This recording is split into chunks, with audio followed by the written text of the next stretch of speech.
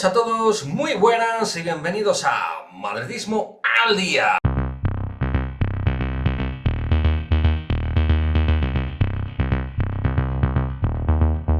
La Superliga se resquebraja, o al menos se van cayendo cimientos en forma de salidas. Los 6 clubes ingleses, tras presiones políticas, emiten sendos comunicados, como podemos ver, en los cuales confirman que abandonan la competición de la Superliga Europea. Los otros 6, de momento, continuarían. Y digo de momento porque estamos pendientes de lo que también vayan a decir los clubes de Milán, tanto Inter como AC Milán, por lo que se intuye y se subyace que se buscarán otras vías para intentar proyectar esta Superliga de cara al futuro.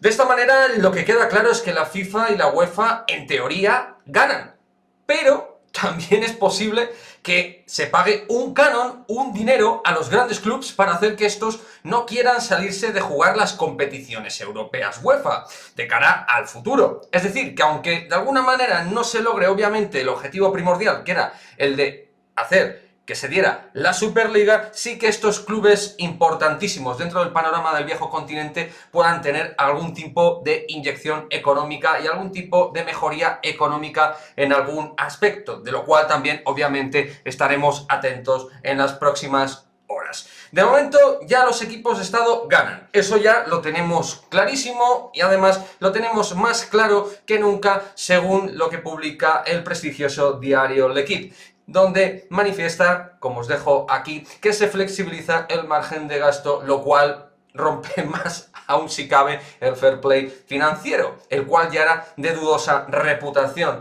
La institución, ojo, que defiende la ética del fútbol, la ética y la moral del fútbol, abre la mano para ampliar más, como digo, el techo de gasto. Manda narices. La cuestión, ¿ahora qué? Pues que de momento se mantienen lo dicho, los 3 equipos españoles y los 3 equipos italianos. Incluso algunos hablan a nivel informativo de que se podrían buscar otros clubes de otros países dentro de Europa. Pero bueno, esto yo lo veo ahora mismo casi como una utopía. En cuanto a ridículos, la gente está señalando claramente a nivel mediático a Florentino, que al final es la cara que permanece dentro del discurso mediático. No es algo baladí porque obviamente al ser el presidente de honor de esta Superliga, pues es la cara visible a nivel mediático, lógicamente es normal que se lleve muchísimos palos. Y podrá haber estado desafortunado, pero para mí, desde luego, aquí los ingleses han demostrado una falta a su compromiso, rompiendo el contrato que tenían firmado pocas horas antes, tremendo. O, por ejemplo, el caso del Atleti y el Barça, callados, sin decir absolutamente nada. Lamentable. Yo, oye, con clubes así, con, entre comillas, amigos así, no voy a ningún lado. Lo tengo clarísimo. Como dije y digo, esto al final es cuestión de dinero, pero dinero por parte de unos y por parte de otros. Es decir, por parte de los clubes de la Superliga, por parte de la FIFA, por parte de la UEFA, por parte de la Liga, por parte de las federaciones. Y la UEFA, desde luego, que dará, como digo, algún beneficio económico a los clubes para que no piensen en nada de esto y se les pueda callar. Pero yo pienso que esto es, al final, simple y llanamente una cuestión de encontrar los tiempos, de encontrar el momento oportuno. Por cierto, 2 actitudes muy pero que muy distintas. Al final, la Superliga, en su primer comunicado, un mensaje diciendo que nos sentemos y dialoguemos. Eso es lo que se dijo en el primer comunicado. La UEFA, amenazante, una actitud totalmente amenazante, queriendo multar, queriendo amenazar de las competiciones oficiales, etc. Y esto también tendrá consecuencias en el futuro. Una amenaza frente a clubes tan poderosos y tan fuertes, esto creo que va a tener un punto de vendetta. Y en cuanto puedan estos clubes de la Superliga futura hacer algún tipo de acción en contra de FIFA y en contra de UEFA, no dudéis que va a ocurrir. Y a mí me gustaría ver a esta UEFA y a esta FIFA cómo podrían subsistir sin estos clubes. Pero bueno, eso será otra historia que contaremos y escribiremos en el futuro. Cuestiones y conclusiones, pues que se tenía que haber tenido todo, a mi juicio, más atado por parte de la Superliga, más agarrado a nivel de estructura de torneo, a nivel de, por ejemplo, me voy con una cuestión súper concreta, los 5 equipos, en este caso invitados, exactamente cómo se les invitaría, mediante qué elementos se haría este punto de invitación, etcétera. Y a nivel legal, también está claro que al final, si los clubes han podido coger y dar la espantada, pues creo que a nivel legal todo no estaba muy, pero que muy agarrado. El modelo Champions actual está claro que no es atractivo. Y meter 1000 equipos y muchos más equipos, como se quiere hacer de cara a la futura Champions, para mí es solo devaluar la máxima competición europea. Sería necesario un torneo consensuado con UEFA que sea atractivo, que sea más competitivo y de valor alto, con los mejores equipos del mundo, apoyando lógicamente la meritocracia deportiva, que yo digo que se podría apoyar más mediante la Superliga o la confección de esta Superliga lo que es la meritocracia deportiva, pero no era una liga cerrada, sino semi-cerrada.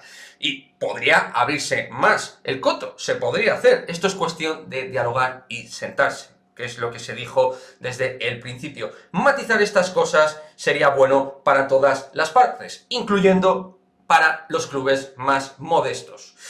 La UEFA y la FIFA, mediante su caudal mediático, ha ganado esta batalla. Y aficionados, ahora mismo los aficionados, pues lo que sienten es que se quebranta la ley del deporte. Pero, digo yo, ¿acaso no lo está ya? Yo dejo ahí esa reflexión. El deporte, mediante el fútbol en este caso, que es el deporte más importante del mundo, ¿está realmente cumpliendo con los protocolos de ética y de moral? ¿El fútbol es un deporte limpio en todas sus vertientes, en todas sus aristas, en todas sus estructuras? ¿La UEFA y la FIFA son instituciones limpias que han demostrado ser transparentes, limpias y cercanas al público? Yo lo dejo ahí y cada uno que saque su reflexión.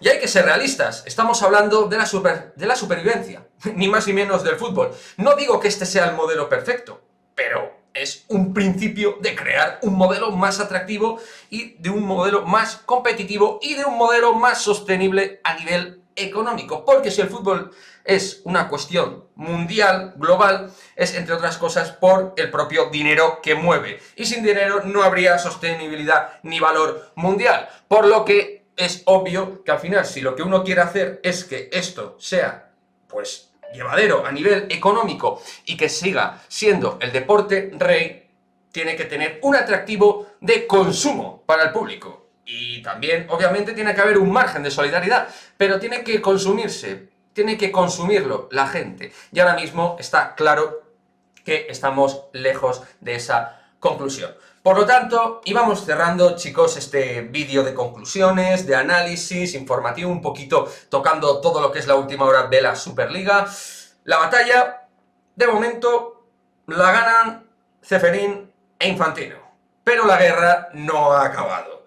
Y los daños colaterales ahí están, y la afición, al final, como gran víctima de un fútbol donde al final el dinero lo mueve absolutamente todo, o casi todo.